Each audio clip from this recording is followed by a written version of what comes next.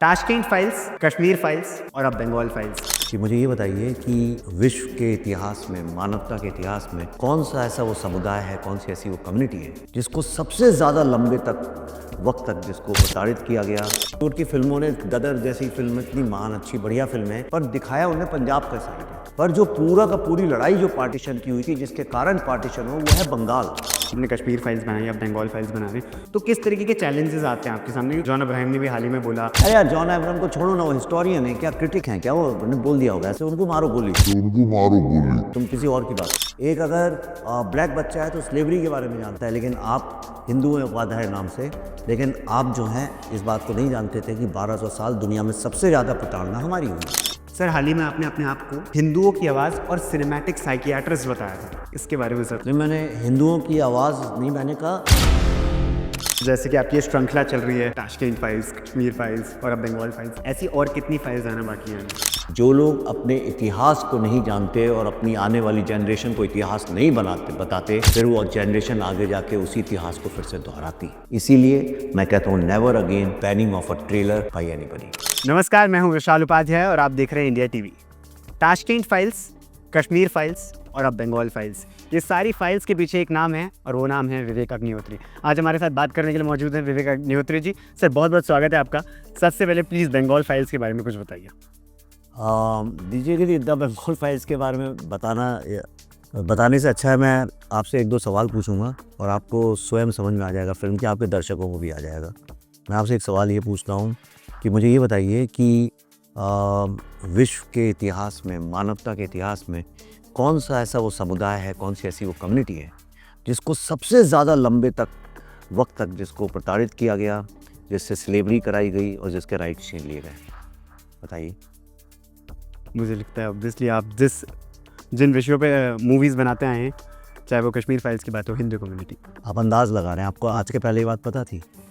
नहीं। आपने ज्यूज़ के होलोकॉस्ट के बारे में सुना होगा, आपने ब्लैक्स की गुलामी के बारे में सुना होगा, पर लेकिन विश्व में सब 1200 साल तक हम परसिक्यूट हुए और हम लोगों ने की, और इसलिए एक विश्व के सबसे प्राचीन सिविलाइजेशन को तोड़ दिया गया जो विश्व के इतिहास में कभी नहीं हुआ। मैं आपसे अब दूसरा सवाल पूछता हूँ, ये बताइए, जब मैं बोलता हूँ शब्द पार्टीशन, तो आपके दिमाग में क्या विजुअल इमेज आती है? मतलब चित्र क्या आता है? पार्टीशन की कहानी नहीं, चित्र क्या आता है? सब पार्टीशन नाम सुनते ही सबसे पहले कोई चीज़ जहन में आती है तो आता है इंडिया पाकिस्तान पार्टीशन 1947। प्रॉब्लम ये है कि जब बताएंगे। जब पार्टीशन की बात आती है तो जनरली हमें दिखता है कि पंजाब में लड़ाई और कत्लेआम हो रहा है। बिल्कुल। क्योंकि बॉलीवुड की फिल्मों ने, गदर जैसी फिल्म इतनी महान, अच्छी, बढ़िया फिल्म है, पर दिखाया उन्हें पंजाब का साइड है। पर जो पूरा का पूरी लड़ाई जो पार्टीशन की हुई थी, जिसके कारण पार्टीशन हो, वो है बंगाल। बिल्कुल करेक्ट। और मैंने इसलिए ये सवाल पूछा था कि जो अगर एक ज्यू बच्चा है तो वो होलोकॉस्ट के बारे में जानता है, एक अगर ब्लैक बच्चा है तो स्लेवरी के बारे में जानता है, लेकिन आप हिंदू हैं उपाध्याय नाम से, लेकिन आप जो हैं इस बात को नहीं जानते थे कि 1200 साल दुनिया में सबसे ज़्यादा प्रताड़ना हमारी हुई है। आपको ये नहीं पता था कि जो पूरा पार्टीशन का कुरुक्षेत्र था वो बंगाल में हुआ था। अब मैं आपसे पूछूंगा तो शायद आप अनुमान लगा लेंगे, पर आपको पता है कौन सी दुनिया में एकमात्र ऐसी स्टेट है जिसका 3 बार विभाजन हुआ है? नहीं सर। बंगाल। बंगाल का पहला विभाजन कब हुआ था, आपको पता है? नहीं पता। 1905 में हुआ था, दूसरा 1947 में हुआ था, तीसरा कल्चरल, हालांकि पाकिस्तान बन गया था, ईस्ट पाकिस्तान बन गया था, और फिर बांग्लादेश बना बाद में 1971 में। उसके बावजूद पूरे कल्चरली यूनाइटेड थी वो जगह। लेकिन 1971 में ऑपरेशन सर्चलाइट में, जहाँ पे हिंदुओं का इतना मैसिव जेनोसाइड हुआ जिसको UNO calls it one of the biggest human tragedies, उसके बाद फिर उसका डिवीज़न हुआ। तो ये चीज़ आपको नहीं पता थी, शायद मुझे भी नहीं पता थी, और भारत में शायद ही किसी को पता हो। तो द बंगाल फाइल्स, ये जो सत्य जो दिखाया नहीं गया, बताया नहीं गया, जो दबा दिया गया, वो दर्शाता है। सर, एक सबसे बड़ा सवाल जो मैं आपसे पूछना चाहता हूँ, जब बॉलीवुड में इस तरीके की पिक्चर्स बनती हैं, आपने कश्मीर फाइल्स बनाई, अब बंगाल फाइल्स बना रहे हैं, तो किस तरीके के चैलेंजेस आते हैं आपके सामने? क्योंकि कहीं ना कहीं क्रिटिसिज्म बहुत झेलना पड़ता है। अभी जॉन अब्राहम ने भी हाल ही में बोला कि अरे यार, जॉन अब्राहम को छोड़ो ना, वो हिस्टोरियन है क्या, क्रिटिक हैं क्या? वो उन्होंने बोल दिया होगा ऐसे, उनको मारो गोली, तुम किसी और की बात। सर, ये कितना बड़ा चैलेंज रहता है जब आप ऐसे किसी टॉपिक पे मूवीज़ बनाते हैं बॉलीवुड में? तो सबसे बड़ा चैलेंज तो इंडिया में ये है कि आप अगर सत्य के ऊपर कोई चीज़ बनाना चाहते हैं तो भारत जो है बहुत रिसर्च फ्रेंडली जगह नहीं है, क्योंकि अलग अलग सरकारों ने अलग अलग फाइलों को दबा दिया है।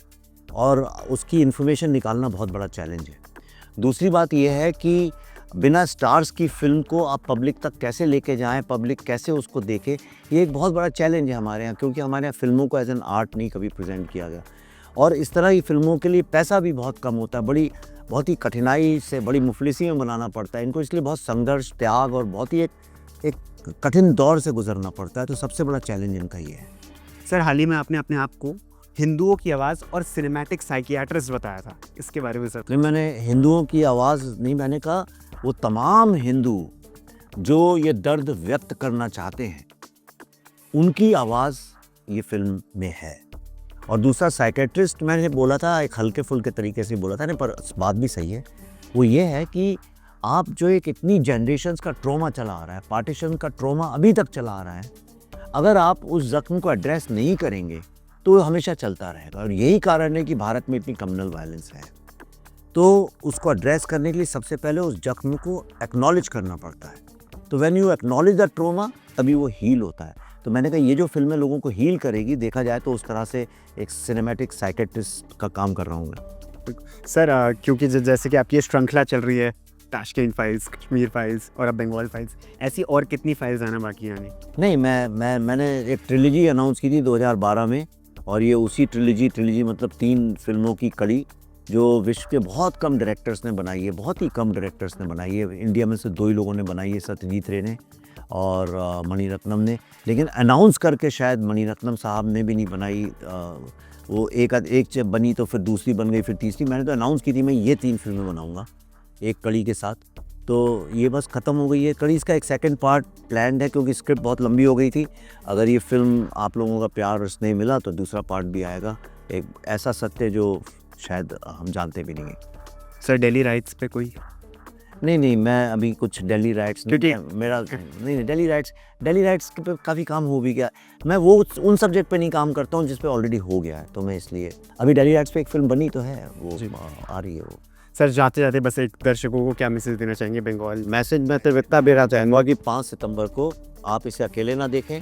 आप अपने मोहल्ले के, अपने पड़ोसी के, अपने रिश्तेदारों के, या कॉलेज, स्कूल, जहाँ भी आप चाहें, 10 यंग लोगों को दिखाइए ये फिल्म।